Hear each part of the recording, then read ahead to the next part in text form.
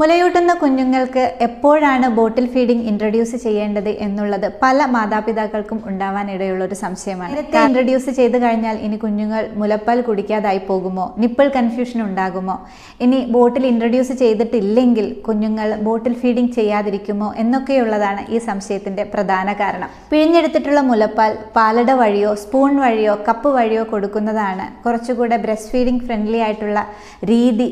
എന്നിരുന്നാലും ചില പ്രത്യേക സാഹചര്യങ്ങൾ കൊണ്ട് ബോട്ടിൽ ഫീഡിംഗ് ചെയ്യണമെന്ന് ആഗ്രഹിക്കുന്ന മാതാപിതാക്കളാണെങ്കിൽ ഇനി പറയുന്ന കാര്യങ്ങൾ പ്രത്യേകം ശ്രദ്ധിക്കേണ്ടതായിട്ടുണ്ട്.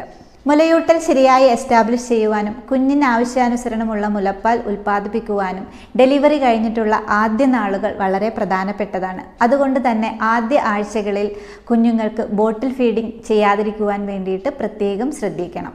4 മുതൽ 6 ആഴ്ചകൾക്ക് ശേഷം നിങ്ങൾക്ക് പതിയെ ബോട്ടിൽ ഇൻട്രൊഡ്യൂസ് ചെയ്തു തുടങ്ങാം.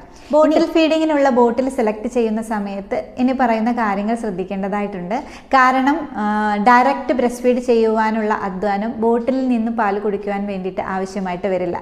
ബോട്ടിൽ നിന്ന് പെട്ടെന്ന് പാല് ലഭിക്കുന്ന സമയത്ത് കുഞ്ഞുങ്ങൾക്ക് ഫ്ലോ പ്രിഫറൻസ് ഉണ്ടാവാനുള്ള സാധ്യതയുണ്ട്.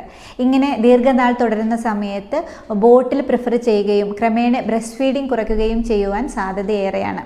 അതിനാൽ തന്നെ ബോട്ടിൽ ഫീഡിങ്ങിനായി സെലക്ട് ചെയ്യുന്ന ബോട്ടിലിൻ്റെ നിപ്പിളിൻ്റെ സൈസ് വളരെ ചെറുതായിരിക്കണം. അതായത് വളരെ സ്പീഡ് കുറഞ്ഞിട്ടുള്ള ബോട്ടിൽ നിപ്പിൾ വേണം നിങ്ങൾ സെലക്ട് ചെയ്യാൻ. പ്രീമി നിപ്പിളോ 0 സൈസ് നിപ്പിളോ നിങ്ങൾക്ക് ബോട്ടിൽ ഫീഡിങ്ങിനായിട്ട് സെലക്ട് ചെയ്യാവുന്നതാണ്. കൂടാതെ നിപ്പിളിൻ്റെ ഷേപ്പും ശ്രദ്ധിക്കേണ്ടതായിട്ടുണ്ട്. മേലെ നിന്നും താഴോട്ടേക്ക് പോകും തോറും ക്രമേണ സൈസ് കൂടുന്ന നിപ്പിൾ വേണം സെലക്ട് ചെയ്യുവാൻ വേണ്ടിയിട്ട്. ഇനി ബോട്ടിൽ ഫീഡ് ചെയ്യുന്ന സമയത്ത് കുഞ്ഞിന് പെട്ടെന്ന് കിട്ടുന്ന രീതിയിൽ കുത്തനെ പിടിച്ചിട്ട് കൊടുക്കാൻ പാടില്ല. ബ്രസ്റ്റ് ഫീഡിംഗ് ഫ്രണ്ട്ലി ആയിട്ടുള്ള പേസ്റ്റ് ബോട്ടിൽ ഫീഡിംഗ് ടെക്നിക്ക് വഴി വേണം ബോട്ടിൽ ഫീഡ് ചെയ്യാൻ. വല്ലപ്പോഴും മാത്രമാണ് നിങ്ങൾ ബോട്ടിൽ ഫീഡിംഗ് ചെയ്യുന്നതെങ്കിൽ ക്രമേണ കുഞ്ഞുങ്ങൾ ബോട്ടിൽ ഫീഡിംഗ് മറക്കാനുള്ള സാധ്യതയുണ്ട്.